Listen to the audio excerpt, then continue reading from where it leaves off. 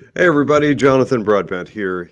You're listening to another exciting episode of UnWoke Academy. It is 5 o'clock on the nose on Wednesday, November 15th. I'm looking at the date backward. I'm used to reading the day of the week as the first new number. Anyway, I'm on a different computer setup.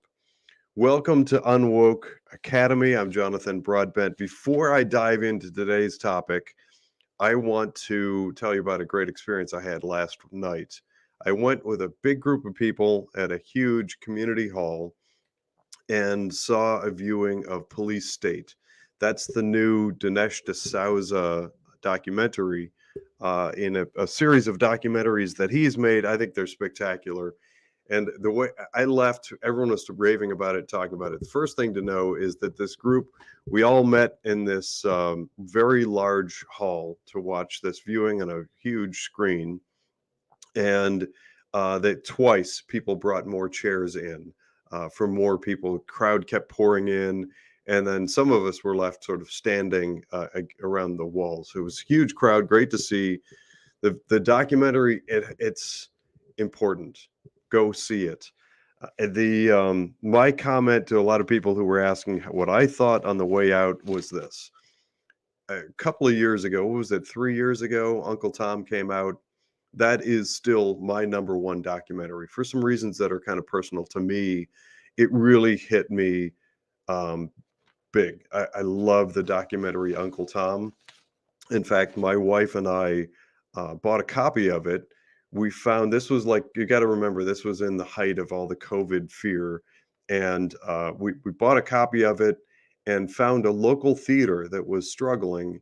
And we, 3 or 4, I think it was 3 or 4 Wednesdays in a row, we rented that theater for $50. We encouraged anybody that wanted to see Uncle Tom to come in, view it, and then on their way in, we would encourage people to go and buy the popcorn and soda and stuff. And us and people like us seem to have kept them afloat. They're still around. They're still a great little small community theater. But those viewings were, I caught more stuff and learned more every time I watched Uncle Tom. But last night was not Uncle Tom. Last night was Police State, incredible documentary. I really encourage everybody to go out and view that where you can. And that definitely ties directly in with all the unwoke conversations we're having.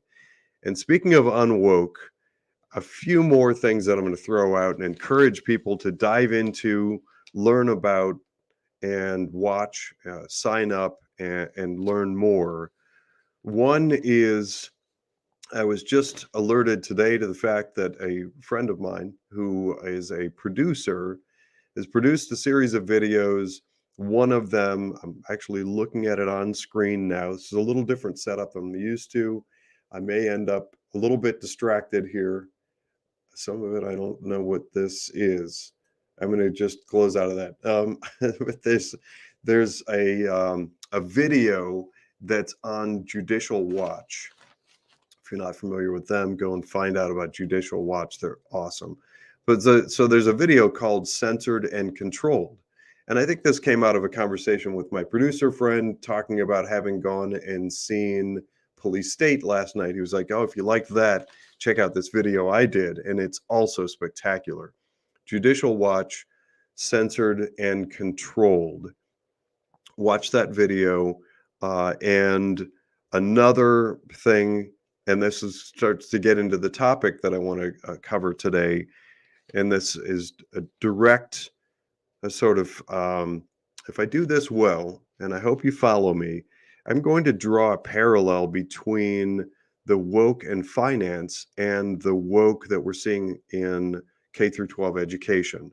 And I think you'll understand why I'm doing that. But as a starting point, I went back and pulled out a copy of an opinion piece in the Epoch Times. Some people say Epoch Times. I say Epoch Times. My family subscribes to the Epoch Times, and I read it. I love this newspaper. So I get digital format. So throughout the day and throughout the week, I'm reading some digital content from Epic Times, and we also get a paper newspaper. Yes, I'm just old-fashioned enough to like the feel of that paper in my hands. So I have a paper copy. You can hear the crinkling.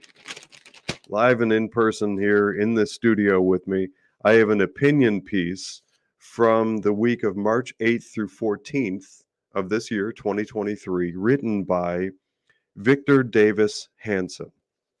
If you're not following Victor Davis Hanson, you should be. He writes great opinion pieces. You'll find him online all over the place. And I also follow him on Twitter. I recommend following Victor Davis Hanson on Twitter. So, great fellow. The name of this opinion piece in the Epic Times from the week of March 8th through 14th, 2023, is The Woke Wrecking Machine, in its awesome article. I read it then and I pulled it back out again and reread it this morning. And this thing, it's like, you know, the old stories of the Midas touch.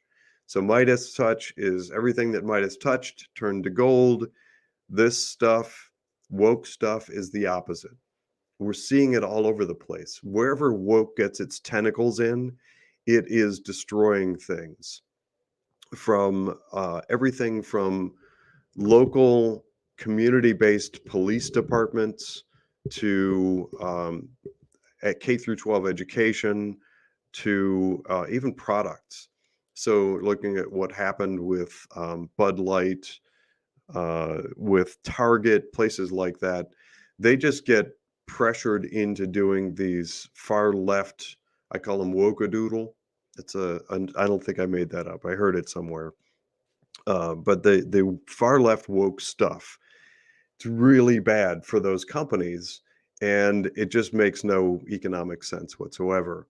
So here's the thought, and I want to draw this parallel between my professional life, if you've been following these live streams and my writings and Substack and all that stuff, you know that I am what's referred to as an ERISA subject matter expert. I work in the area of finance, and I have a kind of a niche um, in retirement plan administration. So, and I work with a lot of companies, multinationals, venture capital,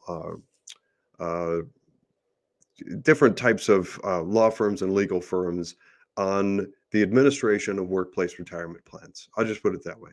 And then a big part of that is fiduciary responsibility. So we do evaluations and assessments of things like K through 12, things like 401k plans.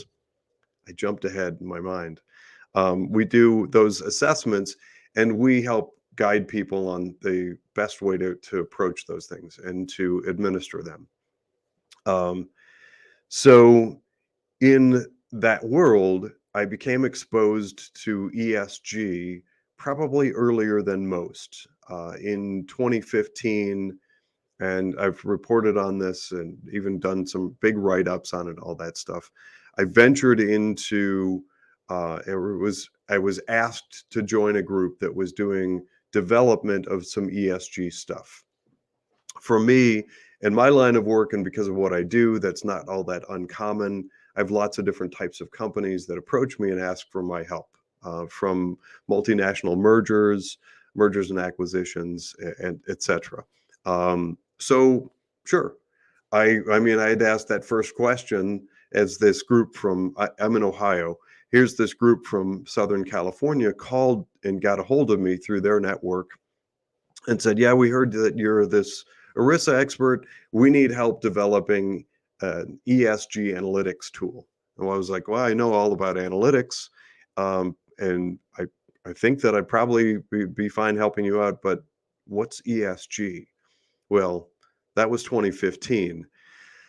A lot has changed. And if you haven't heard me say it before, I'm going to say again that in not too much time, I ended up serving 2 years on an advisory board for that group connected to that, and important because it's sort of a talking point frequently with the left in their pushback against me battling them. There's kind of a tug of war, I don't know, battle taking place.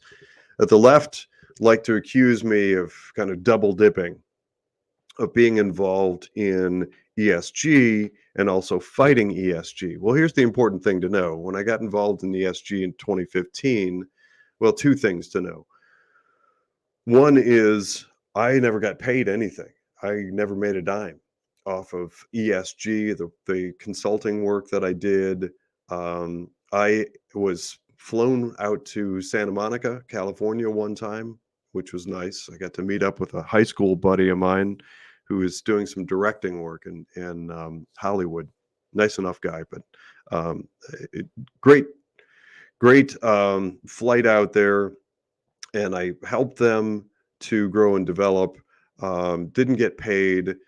I served 2 years on their advisory board, but fairly quickly, as I discovered what ESG portends and what it means to society, the destructive, damaging nature of ESG, I had that sort of it was I'll just describe it as an awkward call a couple of years ago to the leadership team. As I said, they're kind of nice enough guys. And I said basically that our interests are no longer aligned, and I do not agree at all with ESG and where it's headed. And oh, by the way, folks, I'm going to be developing things that counter everything that you're doing. Um, so that, as you can imagine, that was kind of an awkward conversation. But I have created this pushback since then. And you'll understand this if you're a volunteer-minded community sort of person like I am. I've always been involved in stuff, different chairs and positions and leadership and committees and clubs and organizations. I've founded them, I've created them, I've headed them, I've chaired and co-chaired. So, starting some years ago, I got involved in the fight for education in K through 12. By education, I mean the pursuit of academic excellence in K through 12. And I am dead set against all the woke-a-doodle stuff that's being foisted upon our children. By the way, I mentioned that video that a friend of mine produced that was produced for Judicial Watch called Censored and Controlled. That same producer is releasing a video that's going to go national on December 7th. So on December 7th, that video actually is focused on K through 12 education and the state of education in America. You're not going to want to miss that one. And it was actually how we met. He did some interviews of me, talked to me about the state of education, and actually I have some snippets in there. So I'm included in that video a few times, which is kind of flattering and nice. And I didn't know that that was going to be the case when I was given a preview copy of the video.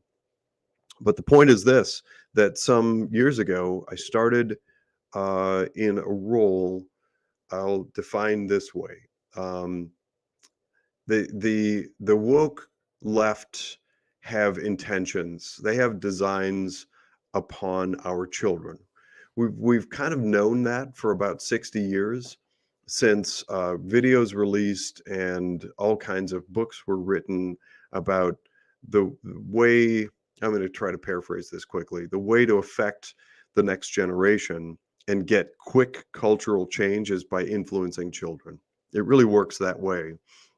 And there is a now famous and infamous quote from Adolf Hitler that's included in that video that's going to be released on December 7th that basically goes like this. Hitler was being interviewed, I think, by some woman in Nazi Germany in the 30s during the rise of the Nazi Party. And Hitler was asked the question, what do you say to people who are opposed to your ideologies? And Hitler's response was effectively that his response to that person would be, I don't care about you. You're not relevant. You're going to be gone soon, and I have your children. That's a frightening thought. And it really relates very closely and directly to where we are in the world right now in K through 12 education. the the intentions of the woke left is to influence. Well, there are a couple of facets to it, and I've done a lot of research into this.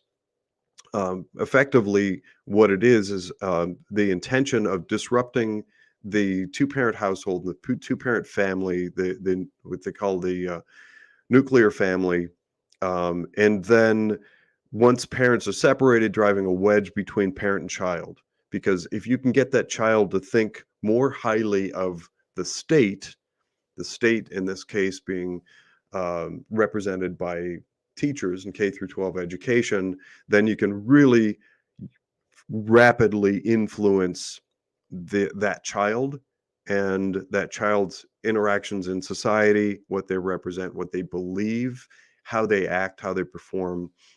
And so a lot of these things that we talk about in the world of finance, like the intention of applying a social credit system and centralized banking digital currency and the acceptance of ESG,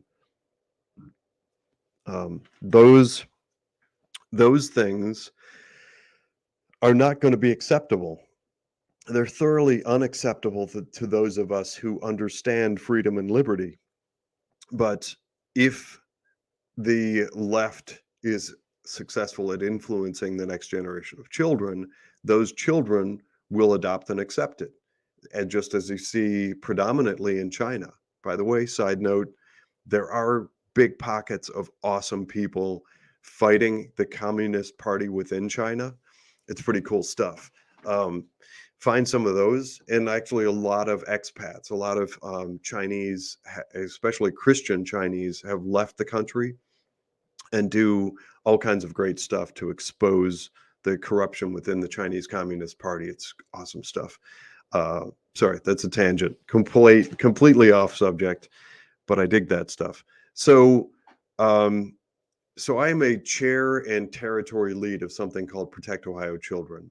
And that is, Ohio has 613 school districts. I cover about 204, which is, if you're familiar with Ohio, it's about Mansfield North up to the lake. And my role is to coach and encourage districts, the people in those communities, to figure out what's happening in their schools, to uncover and dig into everything from finances and hiring and firing to curriculum to the school books and what books they're keeping and which ones they're not. And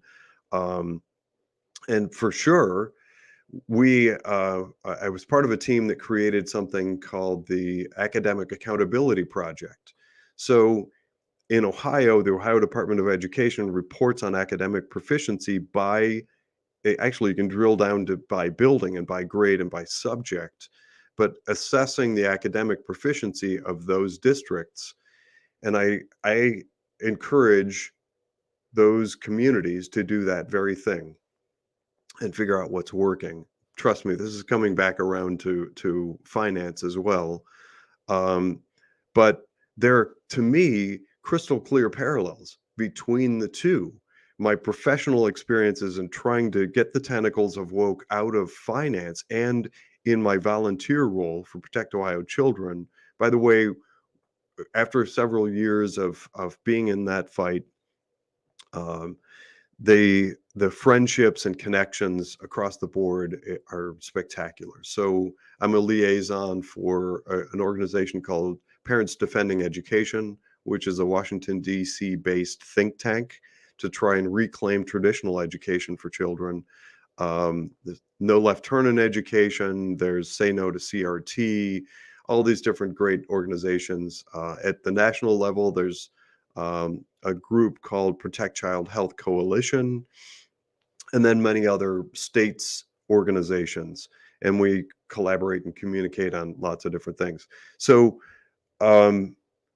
the money and sources that go into pressuring schools to go left and the intention of top-down manipulation and pursuit of profit, don't lose sight of that. As K through 12 has diminished in the United States to roughly last place, we've skyrocketed to vastly most expensive place on the planet to I'm air quoting, educate children. So that money is going somewhere, and it's going lots of somewheres. These organizations that come in with these consultants and they're peddling stuff into schools, even the construction. It's just this constant churning of construction. Well, look at it this way. I say this often. There are mud huts with a chalkboard that are beating us significantly in academics. So it's not a matter of the greatest lighting or the coolest roof structure or how much glass and marble you use on the building. Education in the US stinks, and it's because woke has gotten its tentacles into it. So um, the same groups, organizations, and really international pressure are being applied to the world of finance. And as we root around and dig to try and find answers and get those tentacles out of finance and present alternatives that are healthier, it occurred to me to ask you, my audience, to be on the lookout for people, and I hope you're among them, whose families are pursuing alternatives to government school education. And yes, I do call it government school now, not public school, because if they were public schools, they would answer to the public. They clearly don't, and they clearly seem to despise the voice of we the people, the communities that they supposedly serve.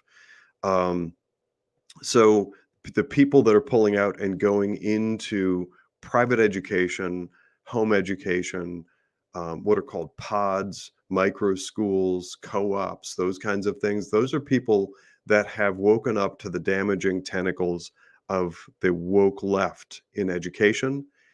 I'm looking for you, the people who are interested in taking that next step, that parallel step in the world of finance and getting the woke tentacles out of your wallet and to stop funding the people that hate us.